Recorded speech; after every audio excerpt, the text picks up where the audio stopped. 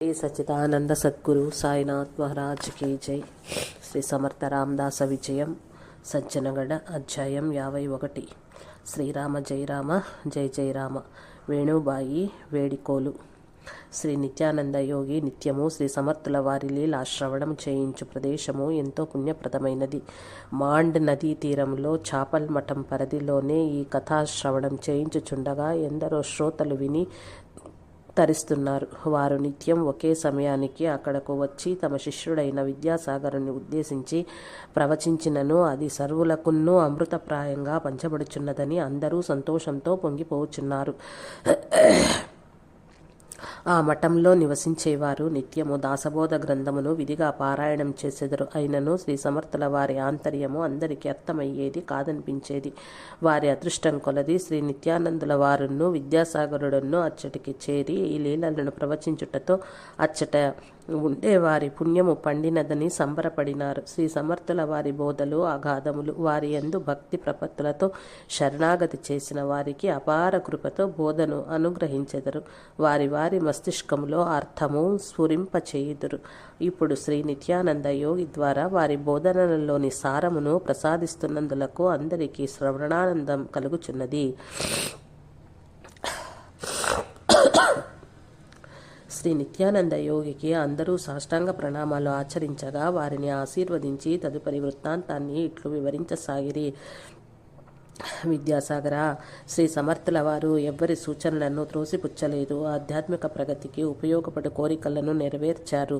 ఒకప్పుడు శ్రీరామ దర్శనం కోరిన యవనుడు దిలేల్ ఖాన్ శ్రీ సమర్థుల వారికి దాసోహం అన్నాడు. అతని మతములోని ఔన్నత్యమును తెలిపి సన్మార్గంలో నడుచుకుంటే అల్లా శ్రీరాముడు ఒకటేనని బోధించినారు.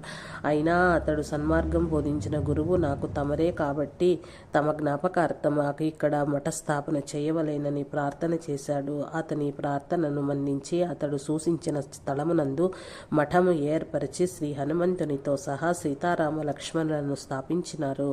ఆ మఠమునకు అధికారిగా వేణుబాయిని నియమించి ఆమె చెప్పిన విధంగా నడుచుకొనచుండవలేనని దిలేల్ ఖాన్ను ఆదేశించారని చెప్పుకున్నాం కదా. అక్కడి నుండి శ్రీరామనవమి ఉత్సవ సందర్భంగా 15 రోజులు ఆమెను చాపల్ మఠంనకు రమ్మని ఆజ్ఞాపించి ఉన్నారు. అదే విధంగా నడుచుకున్నారు. శక సంవత్సరం 1898 చైత్రమాసంలో శ్రీరామనవమి సందర్భంగా వచ్చినప్పుడు శ్రీ సమర్థుల వారితో వీడ్కోలు తీసుకున్నప్పుడు తన మనస్సులోనే ఇలా ప్రార్థించుకున్నది. నా చివరి గడియలు గురుచరణాల వద్ద గడిపి దేహాన్ని వదలాలి. వెంటనే శ్రీ సమర్థులు ఎందుకంత తొందర? 2 సంవత్సరాల తర్వాతే ఆ ఆలోచన ఏమమ్మా, నీకేమైనా ప్రాణభీతి మరణభీతి కలదా అని అడిగారు. వేణుబాయి, గురుదేవ్, ఏ రోజైనా ఈ దేహం విసర్జించాలి కదా అన్నది. శ్రీ సమర్థులు, అదంతా శ్రీరాముల ఇష్టము, పద మీరజ్ మఠాన్ని పావనం చెయ్యి అని ఆజ్ఞాపించారు.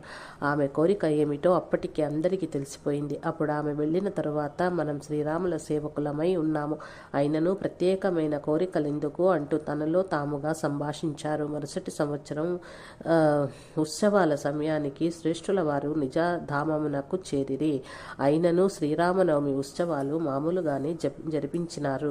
పైఠాన్ బ్రాహ్మణులకు చమత్కార దర్శనము. శ్రీ నిత్యానందులు ఈ విధంగా చెప్పనారంభించారు. విద్యాసాగర, భగవంతుని లీలలకు అంతు లేదు. శ్రీ సమర్థుల వారి లీలలకు అంతు లేదు. పైఠాన్ నుంచి కొందరు బ్రాహ్మణ పండితులు శ్రీ సమర్థుల దర్శనార్థం వస్తున్నట్లుగా శివాజీ మహారాజుకు గాగాభట్టు గారి ద్వారా వర్తమానము తెలిసింది. అటువంటి గొప్ప పండితులు వచ్చినప్పుడు సజ్జనగడలో సకల మర్యాదలు చక్కగా జరుగుటకు అన్ని ఏర్పాట్లు సిద్ధంగా ఉండాలి. వారికి ఘనంగా సత్కారం జరిపించాలి అని అనుకుని ముందుగా గుర్రంపై శివాజీ మహారాజు వారు వచ్చి శ్రీ సమర్థుల వారికి విషయం విన్నవించారు. ఆ మాట వినగానే శ్రీ సమర్థులు, ఓహో అలాగా, తప్పకుండా వారికి అన్ని మర్యాదలు చేయవలసిందే. మనం వారికి ఎదురేగి స్వాగతం పలకాలి అన్నారు. శివాజీ మహారాజు కూడా తానందుకే వచ్చాను అన్నారు. శ్రీ సమర్థులు, కళ్యాణ్, నీవు సిద్ధముగా ఉన్నావా అన్నారు. గురుదేవా, నేను సిద్ధమే అంటూ విల్లంపులు తెచ్చి శ్రీ సమర్థుల వారి చేతికి ఇచ్చాడు. శివాజీకి ఆశ్చర్యం వేసింది. విల్లంబులు ధరించి శ్రీ సమర్థులు, శివాజీ, మీరు ఆ విద్వాంసులందరికీ తగు మర్యాదలు చేసి మాహుళీ సంగమం వద్ద స్వాగతం పలకండి. మేము సరదాగా వేటకు పోతున్నాము ఆ అడవిలోకి. వారు వచ్చే సమయానికి అక్కడికి వచ్చేస్తాము అని ఆజ్ఞాపించి కళ్యాణ్తో సహా బయలుదేరినారు. శివాజీ మహారాజుకు ఏమి మాట్లాడేందుకు అవకాశం ఇవ్వలేదు. తాను వెంటనే బయలుదేరిపోయి మాహుళీ సంగమంలో బ్రాహ్మణ పండితులకు అన్ని వసతులు సమకూర్చినారు.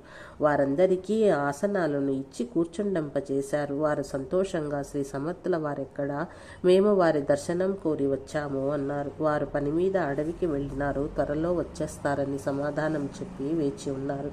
అంతలో కళ్యాణ్తో సహా శ్రీ సమర్థుల వారు వచ్చారు. అందరికీ ప్రప్రథమంగా శ్రీ సమర్థులే నమస్కారం పెట్టి, మేము అడవిలోకి షికారుకు వెళ్ళినందున కాస్త రావటం ఆలస్యమైంది అన్నారు. పైఠాన్ పండితులు అందరూ క్షేమమేనా?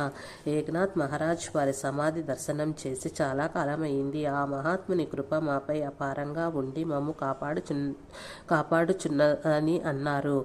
తమరంతా వచ్చి దర్శనమిచ్చారు, చాలా సంతోషము. ఇలా కుశల ప్రశ్నల తర్వాత శివాజీ ఈరోజు షికారు పోటకు విశేషం ఏమిటి అని గురుదేవులను అడిగారు. ఈ విల్లంబులను రంగోబా వదిలి వెళ్ళాడు, వాటికి కోరిక కలిగితే మన్నించాము అని సమాధానం చెప్పారు. పండితులంతా శ్రీ సమర్థుల వారి వేషమేమిటి, ఈ ధనుర్బాణాలేమిటి, చంకలో జోలే, ఒక చేత దండాక మండలాలు వింతగా చూస్తున్నారు. అంతలో శ్రీ సమర్థులు కళ్యాణ్తో, మనం వేటాడి తెచ్చిన అపురూప వస్తువులు వీరికి చూపించమన్నారు.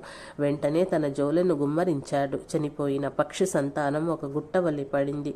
పండితులు శివాజీతో సహా అందరూ అదిరిపడ్డారు. ఇదేమి విడ్డూరం, ఇప్పుడేమి విచిత్రం జరగబోతున్నదని శివాజీ కూడా ఏమీ మాట్లాడకుండా ఉన్నాడు.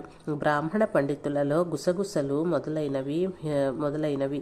ఇదేమి గొప్ప మహాత్ముడే ఈ శివాజీ గురువు, మన కర్మకాలి, ఇంత దూరం ఈయనను దర్శించుకోవటానికి శ్రమపడి వచ్చాము అని అనుకుంటున్నారు. ఈయన స్వామియా, సాధువా, చిచి అనుకుంటున్నారు. ఒకప్పుడు పైఠాన్లో గ్రద్దను చంపి బ్రతికించిన ఆయన మహత్తును చూచిన పెద్ద ఆయన ఒకరు, తొందరపడకండి, ఏదో విచిత్రం చేస్తారు చూడండి అన్నారు. శివాజీ కూడా ఊహించలేకున్నారు. తన గురువు మహాత్ముడన్న విశ్వాసం ఉంది, కానీ ఈ బ్రాహ్మణుల ముందు ఇలా ఎందుకు చేస్తున్నారన్న విషయం మాత్రం అర్థం కాని స్థితిలోనే ఉన్నాడు. విద్యాసాగర సద్గురువులు ఎన్ని చమత్కారాలు చూపినా ఎప్పటికప్పుడు పాతవి అడుగున పడతాయి. కొత్తగా ఎదురైన సమస్యలే వర్తమానంలో కనిపిస్తుంటాయి. ఆ విధంగా ఎవరికి వారు ఆలోచనల్లో ఉండగా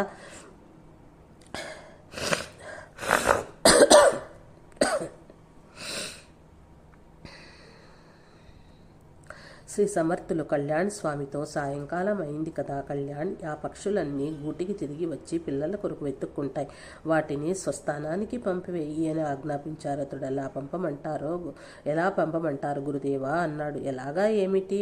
ఆ గడ్డి చెత్తంతా పోగేసి వాటి మీద పడేసి నిప్పు అంటించు, అవే వెళ్ళిపోతాయి అన్నారు. గురుదేవులు చెప్పినట్లు ఆ సంగమంలో చెత్త గడ్డి తెచ్చి పడేసి నిప్పు అంటించి, ఇక శ్రీమర్థుల వారి ఆజ్ఞ అయ్యింది, మీ ఊళ్లకు చేరుకోండి అన్నాడు కళ్యాణ్.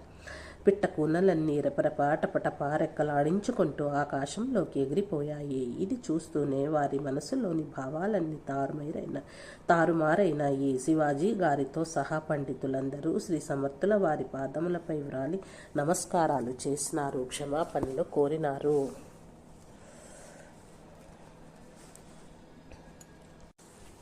మహాత్మా, తమరిని పరీక్షించవచ్చితిమి, మేము పరీక్షించబడితిమి, తమరు నిజంగా సమర్థులే అని స్తుతించారు. శ్రీ సమర్థులు వారితో, తమను భూదేవతలు, మేము రామదాసులము, దాసానుదాసులము, సామర్థ్యమంతయు తమరిదే. తమరిని పరీక్షించే పాండిత్యము, శక్తి మాకెక్కడిది? కానీ శ్రీరామప్రభువు తమ దాసుల అభిమానమును సంరక్షించగలడు, అందువలననే ఇటువంటి సంఘటనలు జరుగుచుంటవి అని అన్నారు. వారందరూ అక్కడి నుంచి మరలిపోవుటకు అనుమతి కోరారు. శివాజీ వారందరినీ సతారాకు తోడుకొని పోయి కొన్ని రోజులు ఉంచుకొని వారికి తృప్తిగా విందు భోజనాలు, తాంబూలాది సత్కార్యాలు చేసినారు. చివరికి నూతన వస్త్రాలు, సంభావనలు ఇచ్చి వేడుకోలు పలికినారు. కళ్యాణ్ స్వామిని డోమ్గాం మఠానికి పంపుట. ఆపై సంవత్సరం అనగా శక సంవత్సరం 1601 శ్రీరామనవమి ఉత్సవాలు ఘనంగా జరిపించబడ్డాయి. ఉద్ధవస్వామి జామ్ నగరానికి పోయి శ్రేష్ఠుల వారి కుమారులను వెంట పెట్టుకుని వచ్చుట అందరికీ సంతోషం కలిగింది. అంతకు ముందే శివాజీ వారి వద్ద కోరి వ్రాయించుకున్న గ్రామాల భక్తుల కోరికపై అక్కడ మఠ నిర్మాణాలు చేయించినారు. అక్కడ కళ్యాణ స్వామి వెళ్ళి ఉండాలని ఆజ్ఞ అయింది. అదే డోంగాం మఠం. కళ్యాణస్వామి శ్రీ సమర్థులను వదిలి వెళ్ళుటకు ఇష్టపడక, నా నుంచి ఏమి తప్పిదం జరిగింది? ఇంతకన్నా శిక్ష ఇంకేమైనా ఉన్నదా? నేనేమైనా విసిగించినానా? తమరే తల్లి, తండ్రి, గురువు, దైవమని నమ్మినానే. మీ నుండి దూరమై నేను బ్రతకగలనా? నాకెందుకు ఇంత శిక్ష వేస్తున్నారు గురుమాతే? ఇంతకన్నా నాకు మరణశిక్ష విధించిన సంతోషంగా స్వీకరించేవాడిని అని పరిపరి విధాలా వాపోయాడు. దుఃఖపడుతున్న కళ్యాణ్తో శ్రీ సమర్థులు, హాహా, శ్రీరాముల కృపతో ఈ భూమిపైకి వచ్చినందులకు కొందరినైనా నా ఎంతటి వారులుగా చేసి దేశం నలువైపులా ధర్మానికి చేటు లేకుండా ఒక నిర్దిష్టమైన ప్రణాళిక ఏర్పరచాలని చాలా సంతోషించాను. కానీ ఏమి లాభం? మీరందరూ శ్రీరాముల ఆజ్ఞానుసారం వర్తించుటకుగాక మీ ఇష్టాల వైపుకే మొగ్గు చూపుచున్నారు అనగానే గురుదేవులకు పాద నమస్కారం చేసి ధైర్యం తెచ్చుకుని గురువాజ్ఞ పాటిస్తానని వారి దీవెనలు పొంది దాసబోధ గ్రంథం యొక్క ప్రతిని తనతో తీసుకుని పోవుటకు అనుమతి కోరాడు. విజయం సాధించు అని దీవించి పంపారు. అతనికి తోడుగా కొందరు బ్రహ్మచారి శిష్యులకు కూడా పంపించారు. ప్రతి సంవత్సరం శ్రీరామనవమికి అందరూ చాపల్ మఠానికి రావాలని ఆజ్ఞాపించారు.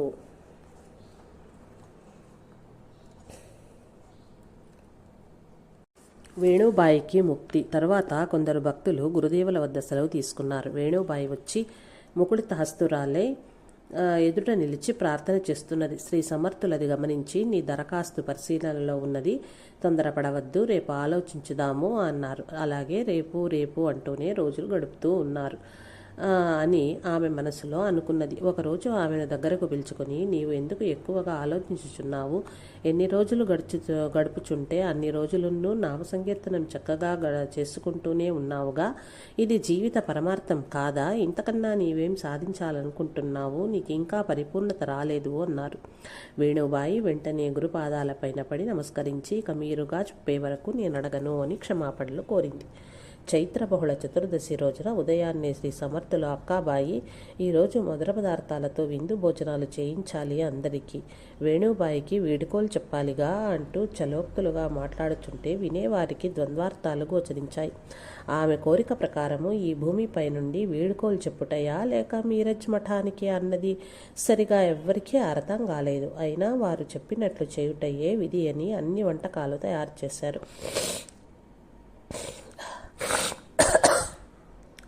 మధ్యాహ్నం యథావిధిగా నైవేద్యాలు సిద్ధం చేశారు. ముందు నేలపై ముగ్గులు వేసి దానిపై విస్తరులు వేయించారు. తమ విస్తరి ప్రక్కనే మరొక విస్తరి వేయించి అన్ని పదార్థాలను వడ్డన చేయించారు. వేణుబాయి వేణు ఎక్కడా కనపడదేమి అని పెద్ద పెద్దగా కేకలు వేస్తూ ఉన్నారు. ఆమె వంటశాలలో భక్షాలు చేస్తూ ఉంది అని ఒకరు చెప్పారు.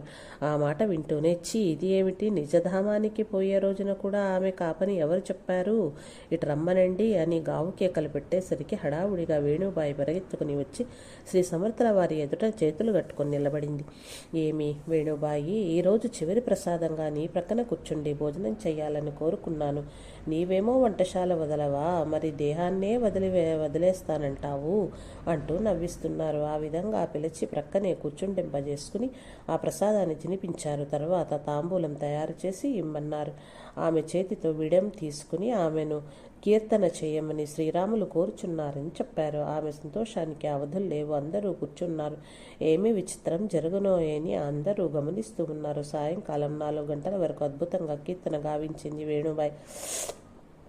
కీర్తన పూర్తి చేసి శ్రీరామ ప్రభువునకు హారతినిచ్చి కన్నుల ఆనంద బాష్పాలు కారుచుండగా ప్రేమ భక్తియుక్తంగా వచ్చి శ్రీ సమర్థుల పాద కమలాలపై వ్రాలి చివరిసారిగా ఆజ్ఞ ఇవ్వండి అని ప్రార్థించింది. ధీర గంభీరులైన శ్రీ సమర్థులు స్వస్థానానికి చేరుకో అంటూ ఆశీర్వదించారు. అప్పుడు వారి గొంతు గద్గతమైంది. కంఠస్వరంలో వాత్సల్యం, ప్రేమ మిళితమై ఉన్నాయి.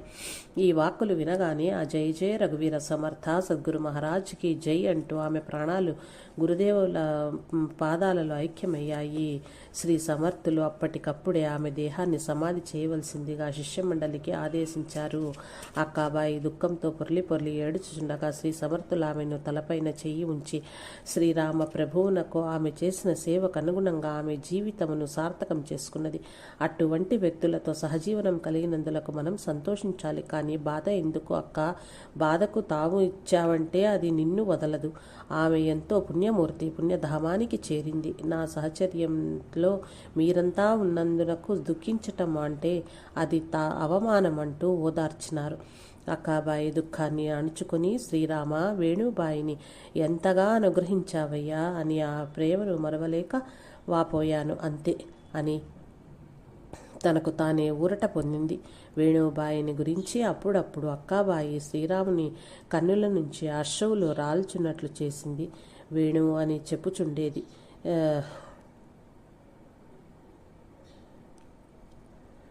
వేణుబాయిని సమాధి చేసిన చోట బృందావనం ఏర్పరిచినారు. అదిగో ఆ కనిపించుచున్నది ఆమె యొక్క బృందావనమని శ్రీ నిత్యానందుల వారు చెప్పి జై జై రఘువీర సమర్థ అయిన నామస్మరణ చేయించారు. మఠ నిర్వహణకు శివాజీ సేవ. శ్రీ నిత్యానందులు మరల శ్రీ సమర్థ రామదాస వారి వృత్తాంతాన్ని ఇట్లు చెప్పదొడంగిరి. ఆశ్వయుజ శుద్ధ పాడ్యమి నాడే చాపల్ మఠానికి శివాజీ మహారాజ్ వచ్చి శ్రీ సమర్థుల వారికి పాదాభివందనం చేసి నిలిచి ఉన్నారు. గురుదేవులు మహదానందంతో ఉద్ధవ, అక్కాబాయి మన శివబా వచ్చినాడు అని అందరినీ పిలిచాడు. తర్వాత రాజుగారికి ఆసనం వేయించి కూర్చోమన్నారు. ఈరోజు శివాజీని చూడగానే భవానీ దేవిని దర్శించుకున్నంత సంతోషం కలిగిందన్నారు. దేవి నవరాత్రులలో దేవి రూపమైన సద్గురువుని దర్శించాలని నేను వచ్చి ఉన్నాను అని శివాజీ పలికెను. అందరూ నవ్వుకున్నారు. వీరిరువురు ఒకరినొకరు దేవి స్వరూపాలే అని అనుకున్నారు. శివాజీ పన్హాళ్కు పోవచ్చు వచ్చినానని తెలపగా విజయదశమి వరకు అక్కడేమి ఒత్తిడి పనులు కాకుంటే ఈ 10 రోజులు ఇక్కడ గడిపితే మాకు మరీ సంతోషమన్నారు సమర్థులు. శివాజీ నిరంతరం గురు సన్నిధిని కాంక్షిస్తాడు. గురుదేవులే వెళ్ళు అని ఉండనీయరు. అటువంటిది వారు 10 రోజులు సన్నిధిలో ఉండమన్నారంటే అతని ఆనందానికి అవధులే లేవు. శివాజీ ఇలాగన్నారు. ఇప్పుడైతే తొందర పనులేమీ లేవు. అయినా గురుదేవుల పరిణమించిన పని ఏమున్నది? మీ దయ ఉంటే ఎటువంటి పనులైనా ఆగిపోగలవు. నా కోరిక కూడా ప్రశాంతంగా మీ సన్నిధిలో గడపాలన్నదే అన్నారు. ఆ 10 రోజులు శరన్నవరాత్రులందు ఉద్ధవ స్వామితో కీర్తనలు చేయించారు. గురుదేవులు చాలా హుషారుగా గడిపినారు. ఆ సమయంలోనే శ్రీ సమర్థులతో శివాజీ మఠ నిర్వహణ విషయాలపై చర్చించి నాకు ప్రత్యేకంగా సేవాభాగ్యమును అనుగ్రహించాలన్నారు. అప్పుడే జాంబాలో కూడా మఠం స్థాపించి శ్రేష్ఠుల వారి పేరున అది చక్కగా నిర్వహించబడాలనే కోరికను వెల్లడించారు. అప్పుడు సమర్థులు, నాయన శివాజీ, ఇప్పుడు ఏమి లోటున్నది? అన్నీ చక్కగానే నడుస్తున్నాయి అనగా ఖిన్నుడై, మీ శిష్యునికి ఇంత రాజ్యం ఉండి ఏమి సార్థకత ఉన్నది? దీనిని సద్వినియోగపరచుటకు తమరు ఒప్పుకొనరు. నాకు ఆ భాగ్యం లేదా అని పలుకగా, సరి, నీ ఇష్ట ప్రకారమే కానిమో అన్నారు. చివరకు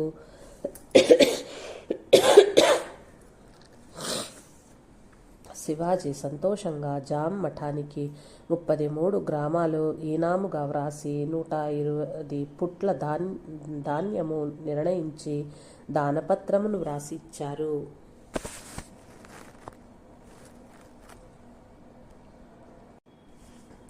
వెంకోజీ అభ్యర్థన. శివాజీ అచ్చట ఉండగానే తంజావూరు నుంచి వెంకోజీ మహారాజ్ వారి లేఖను తీసుకుని ఒక వ్యక్తి వచ్చినాడు. ఆ లేఖను అందుకుని తాను చదివి సంతోషంతో శివాజీ చేతికిచ్చినారు.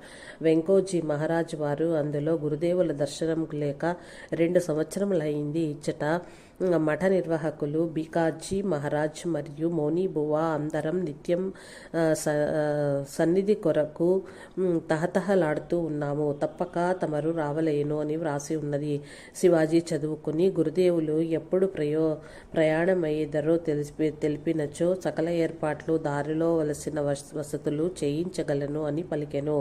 సమయానికి కొందరు శిష్యులను వెంట తీసుకుని శ్రీ సమర్థులు బయలుదేరినారు. శివాజీ కొందరు సేవకులను తోడిచ్చి పంపినారు.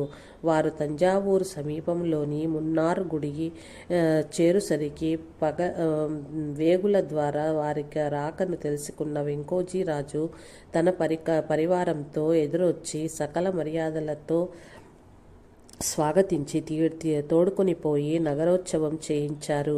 శ్రీ సమర్థుల వారు రాజమందిరములో కాక మఠంలోనే విడిది చేసి అక్కడ ఉన్న శిష్యులకు సంతోషం కలిగించినారు. ప్రతి దినం సభకు స్వాగతించగా వచ్చి ఉచితాసనం కూర్చుండేవారు. రాజగురువు అప్పయ్య దీక్షితులు మొదలగు పండితులతో సభ నిండి ఉండి శ్రీ సమర్థుల బోధలను వినుటకు ఉత్సాహపడేవారు.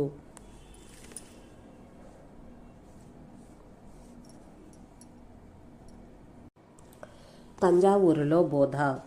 శ్రీ సమర్థులు ఇలా బోధించారు: శ్రోతలారా, ఈ శరీరము క్షణభంగురము, ప్రాపంచిక సుఖములను అశాశ్వతములే. అది నిన్ను విడిచిపెట్టవచ్చు, లేదా నీవు దానిని విడిచిపోవచ్చు.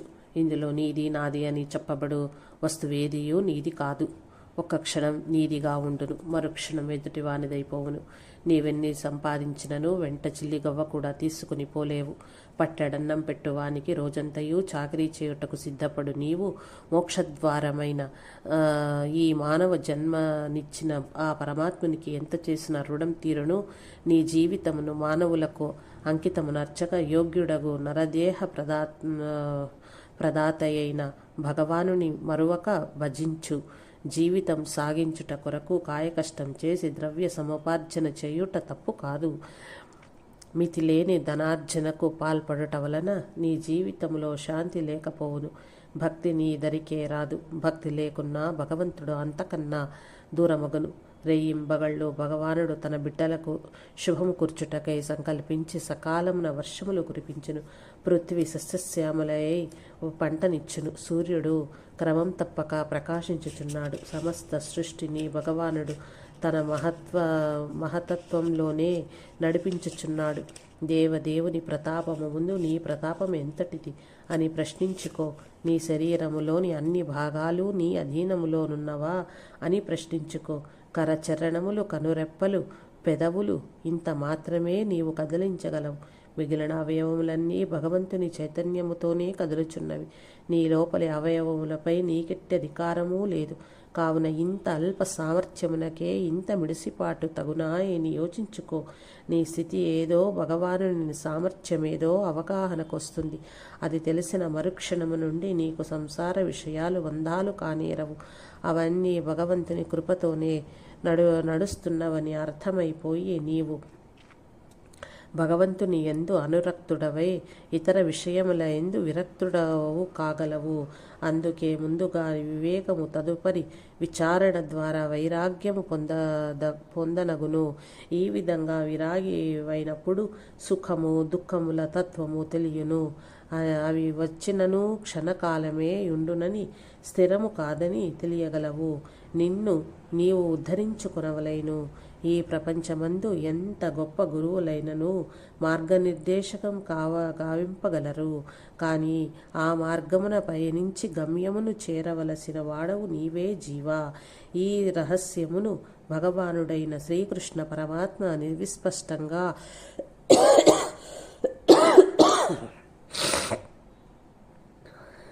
అర్జునకు బోధించి ఉన్నాడు. యోగులెందరో ఈ మార్గమున నడిచి అందరికీ ఆదర్శమూర్తులై తరించినారు. ఈ మార్గమున గమ్యము చేరువారలు మృత్యుభీతి నుంచి దూరమై ఆనందమునందు లయమై శరీరమును త్యజించెదరు. వారే ముక్తాత్ములు. వారి అండదండలు ఆ మార్గగాములకు నిరంతరము లభిస్తాయి. కావున మానవ దేహము యొక్క ప్రయోజనమును పొంది తరించండి అని బోధించారు. సాధు సమాగమం దీనికి మార్గము.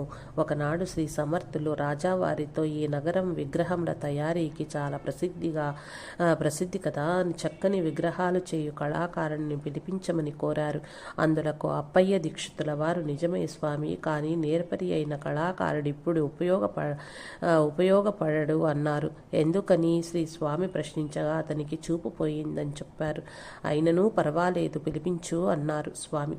కార్యనిర్వాహకులను పంపి ఆ కళాకారుణ్ణి సభలోకి పిలిపించినారు. అతనికి శ్రీ సమర్థుల వారి ఆజ్ఞను తెలిపినారు. అతడు వచ్చి శ్రీ సమర్థుల వారికి పాదాభివందనము చేసి, మహారాజ్, తమరు దయ చూపితే నాకు చూపు వస్తుంది, ఈ దురవస్థ నుంచి నన్ను ఉద్ధరించు సద్గురుదేవులు తమరు అని కన్నీరు కారుస్తూ విలపించారు. సద్గురునాథులు శ్రీ సమర్థులు, ఏమయ్యా, నీకు శ్రీరామ ప్రభు యొక్క కృపతో చూపు వస్తే సుందరమైన విగ్రహాలు తయారు చేయగలవా అని ప్రశ్నించారు. మీ దయ స్వామి, నా భాగ్య దేవత రూపంలో తమరు వచ్చి కూర్చున్నారు, నాకు ఆ యోగ్యతను తమరే ప్రసాదించాలి అని ప్రార్థించాడు. కంసాలి కళాకారుడు శ్రీ సమర్థులకు కరుణ ఉప్పొంగింది. జయ జయ రఘువీర సమర్థ ఎనుచో జపమాలతో అతని కన్నులను తాకారు. శ్రీ సమర్థుల వారి దర్శనము మొట్టమొదట అయిందతనికి. పులకించిన శరీరముతో వారికి తిరిగి పాద నమస్కారం చేశారు. శ్రీ సమర్థులు అతని శిరస్సుపై చేయిని ఉంచి దీవించారు. ఆ కళాకారుడు అంజలి ఘటించి, స్వామి, నాదొక్క మనవి, ముందుగా నేను తయారు చేయవలసిన విగ్రహాల నమూనాను మైనంతో చేసి చూపెదను. తమరు చూచి ఆజ్ఞాపించినచో పంచలోహాలతో తర్వాత తయారు చేసి ఇవ్వగలను అని తెలిపెను. మరి యొక్క కోరిక కోరిను. స్వామి వారి కృపతో పొందిన ఈ చూపు వలన తమరి అద్భుత దర్శనం చేసుకున్నాయి నా కన్నులు. స్వామి కార్యము పూర్తి అయిన పిదప ఈ కన్నులతో ఈ పాపిష్టి లోకమును చూడకుండా మరలా చూపు పోవలైనని కోరినాడు. అట్లే అని అతని కోరికలోని విశేషతను మెచ్చుకున్నారు. అతని చేత ముందుగా నమూనాను చేయించి వానిని సరిచేసి ఇచ్చు వరకు వారు తంజావూరులోనే ఉండినందున వెంకోజీ రాజు తదితరులకు చాలా సంతోషం కలిగింది.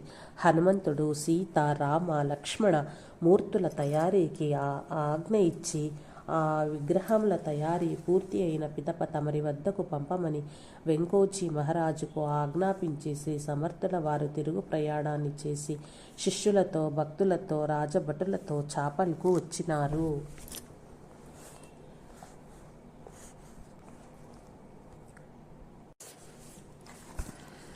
మాహోలి సంగమంలో బ్రాహ్మణులకు రాళ్ల బహుమతి. శ్రీ నిత్యానందులు శ్రీ సమర్థుల వారి లీలలను వినిపించుచు ఒక విచిత్ర లీలలింట్లు చెప్పసాగిరి. విద్యాసాగర, మహాత్ముల జీవితమంతయు లీలా జీవితమే. మామూలుగా ప్రతి వ్యక్తి కూడా భగవంతుని లీలలోని ఒక భాగంగానే భూమిపైకి వస్తారు. అయితే తాను కర్మజీవినని భావించి పూర్వకర్మలను అనుభవిస్తూ తిరిగి అనేక కర్మలను ఆచరించుచు జీవితాన్ని లీలా అని భావించడు. కాబట్టి కర్మలన్నింటికీ తాను కర్తగా ఉంటూ వాని ఫలితాలను భోగిస్తున్నాడు. సుఖం కాని దుఃఖం కాని అనుభవించుట జరుగుచున్నది. అనుభవాలనేవి ఈ రెండే. ఇవే శుభాశుభ కర్మల ఫలములని చెప్పబడ్డవి. ఈ విధమైన కర్మలను రహితం చేసుకున్నచో మహాత్ములు అనబడుచున్నారు. వారి దృష్టిలో సుఖ దుఃఖాల విషయంలో సమభావం ఉంటుంది. కాబట్టి ఇదంతా భగవంతుని లీలగా దర్శిస్తుంటారు. అనగా భగవంతుడు ఏ విధంగా ఉంటాడో ఆ విధంగా ఉంటారు. భగవంతుడు భూమిపైన అందరికీ కనిపించడు, కానీ మహాత్ములు మానవ రూపం కావున సర్వులకు కనిపిస్తారు. అందువలన వారి జీవితం లీలా జీవితము. ఒకసారి శ్రీ స్వామి సమర్థ రామదాసు గారు కపిల షష్ఠి పర్వదినం రోజున మాహుళి సంగమంలో స్నానానికై వెళ్లారు. వారు నదిలో దిగి స్నానం చేయుచుండగా కొందరు బ్రాహ్మణులు ముందుకు వచ్చే, స్వామి, మేమిక్కడ స్నానము చేసే వారికి సంకల్ప విధి చెప్పి పొట్టపోసుకునేవారం. తమరు ఎంతో గొప్పవారు, తమరికి కూడా సంకల్ప మంత్రాలు చెబుతాము అన్నారు. శ్రీ రామదాస స్వామి నవ్వి, సరే చెప్పండి అన్నారు. వారందరూ ఒకరితో ఒకరు పోటీపడి సంభావనలు దండిగా లభిస్తాయని భావించి వారి చుట్టూ చేరి సంకల్పం చెప్పారు. శ్రీ సమర్థులు స్నానం పూర్తి చేసుకున్న వెంటనే అనుష్ఠానాల కూర్చున్నారు. చాలా పొద్దెక్కిపోయింది. వారి చుట్టూ ఈ బ్రాహ్మణులందరూ వేచి ఉన్నారు. శ్రీ సమర్థులు లేచి వెళ్ళబోతుంటే, స్వామి, తమరు సమర్థులు, రాజగురువులు మాకు పుష్కలంగా దక్షిణ లభిస్తుందని ఆశించాము. తమరలా వెళ్ళిపోతే ఎలాగా అని చుట్టుముట్టినారు. శ్రీ సమర్థులు నవ్వుచూ, సరే ఇస్తాను అంటూ మరలా నదిలోకి దిగి కొన్ని రాళ్లు పైకి తెచ్చారు. పట్టండి అనగానే అందరూ చేతులు చాచారు. ఒక్కొక్కరి చేతిలో ఒక్కొక్క గుండ్రాయిని పెట్టి, నేను ఇవ్వగలిగింది ఇచ్చాను, దీనితో సంతోషించండి అంటూ గబగబా పైకి వెళ్ళి అదృశ్యమైపోయారు. వారిచ్చిన రాళ్లను తిరిగి నదిలోనికి విసిరివేసి ఇంటికి పోయినారు. వారందరూ నిరసనగా వారి వంక చూచి ఎంతో గొప్ప బహుమానం ఇచ్చాడు అని ఈసడించి వారిచ్చిన రాళ్లను తిరిగి నదిలోకి విసిరివేసి ఇంటికి పోయారు. ఒక్క బ్రాహ్మణుడు సదాచార సంపన్నుడు, నిష్ఠాపరుడైన వాడు, భక్తి కలిగి శ్రీ సమర్థుల వారు సృజించి ఇచ్చినది ఏదైతేనేమి పూజలో ఉంచుకున్నాడు.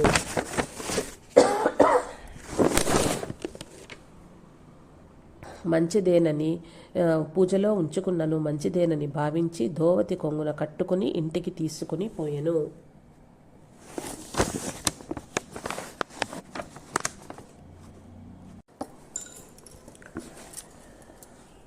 మధ్యాహ్నం ఇంటికి పోయి ఆ దోవతిని విడిచి మడి దోవతిని కట్టుకుని భోజనం చేసెను. అతని భార్య దోవతిని ఉతుకుటకై చేతిలోకి తీసుకొనగా బరువుగా తగిలింది.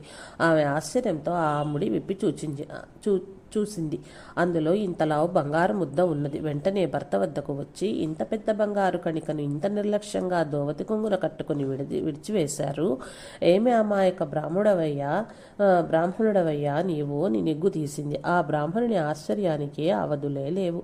ఆ బంగారు ముద్దను చేతిలోకి తీసుకుని, అవును, నిజంగా ఇది బంగారమే, ఆ మహానుభావుడు ఇచ్చిన రాయే బంగారుగా మారింది అంటూ కన్నుల ఆనంద బాష్పాలు కారుస్తున్నాడు.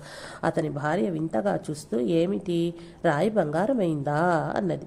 అప్పుడు ఆయన జరిగిందంతా వివరంగా చెప్పాడు. ఇంకేముంది, మర్నాడు ఆ బ్రాహ్మణి నదిలో స్నానానికి పోయి అందరూ స్త్రీలకు చెప్పింది. వారందరూ తమ తమ భర్తల అహంకారానికి నిందిస్తూ వెళ్ళి ఆ సమర్థుల కాళ్ళు పట్టుకొని క్షమాపణలు కోరుకోండి, ఆయన అనుగ్రహిస్తే మనకు బంగారం దొరుకుతుంది అని ప్రేరేపించారు. ఇక వారందరూ కూడగలుకుని సజ్జన గడకు పోవలైన నిశ్చయించుకొని నదిలోకి పోయి ఒక్కొక్కరు మోయగలిగినన్ని రాళ్లు పోగు చేసుకున్నారు. వారిని మూటగట్టుకుని నెత్తిన పెట్టుకుని బయలుదేరినారు. మన తప్పు ఒప్పుకొని ఆయనను ప్రార్థించి ఆ రాళ్లను వారి చేతితో తాకి ఇమ్మని కోరుకుందాము. అప్పుడు అవి బంగారంగా అవుతాయి, మన దరిద్రం తీరిపోతుంది అని నిర్ణయించుకున్నారు. సజ్జనగడ్డపైకి చేరు సమయానికి ఆ మూటల బరువులు మోయలేక ఆయాసపడుతూ ఉన్నారు. కోట ద్వారం వద్ద కాపలా వారు చూచి, ఎలారా, ఇది ఏమి, మీ చేత ఎవరు ఈ బరువు మోయిస్తున్నారు, ఏమి జరిగిందని ప్రశ్నించగా, వారు ఎవ్వరూ మా చేత మూటలు మోయించుట కాదు, మా ప్రారబ్ధమే మమ్మీ ఈ విధంగా మూటలు మోయిస్తున్నది అని చెప్పారు. అందుండి ఒక బ్రాహ్మణుడు, నాయన, ఆయాసం ఎక్కువైంది, శ్రీ సమర్థుల వారు దర్శనం చిచ్చెదరేమో తెలుసుకుని వచ్చి మమ్ము ప్రవేశపెట్టుము, మేమిప్పుడు అవశ్యం వారికి క్షమాపణలు చెప్పుకునవలెనని మొరపెట్టాడు. కాపలాదారుడు పోయి శ్రీ రామదాస స్వామి వారికి నమస్కరించి, మాహుళి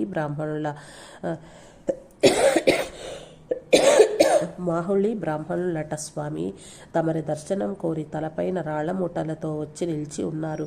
తమరి ఆజ్ఞ అయినచో ప్రవేశపెట్టదము అని తెలిపిరి. ఈ వార్త విని శ్రీ సమర్థులు, అరే, ఆ బ్రాహ్మణులకు అంత గొప్ప సంకటం ఏమి కలిగింది అని అతనితో పాటు ద్వారం వద్దకు వచ్చి బ్రాహ్మణులకు నమస్కారం చేసి, ఇంతటి కష్టం తమరికెవరు కలిగించినారు, సాక్షాత్ భూసురుడు మీరు అని ప్రశ్నించగా, వారు జరిగిన వృత్తాంతమంతయు విశదీకరించి చెప్పిరి.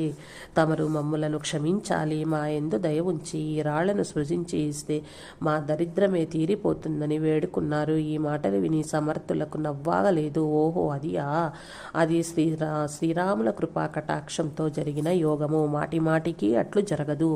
ఆ సమయము కపిల షష్ఠి పర్వదినంలో ఆ శుభముహూర్తము అది ఒక శుభముహూర్తము. భగవత్ కృప కలిగింది. సంగమ ప్రదేశము దేశకాల యోగములు అనుకూలించిన